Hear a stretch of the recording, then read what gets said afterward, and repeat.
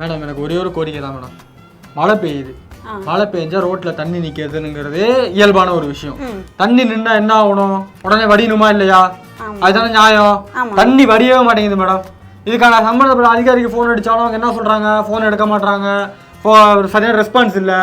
இதுக்கு ஒழுங்கான நிதியை ஒதுக்கி எதையாவது பண்ணணும் மேடம். இது சரி சரிப்பா சரிப்பா, கோரிக்கை இதுதான். சரி சரி பொறுப்பா பொறுப்பா. என்ன இவர் என்ன நம்ம கட்சி இலை கட்சி தானே, என்ன இப்படி பேசிட்டு இருக்காரு? இப்ப பாரு நம்ம கட்சி யாரு நமக்கு முட்டு கொடுப்பாரு பாரு. பா நம்ம கட்சி பேசுப்பா பேசுப்பா, நீ பேசுப்பா.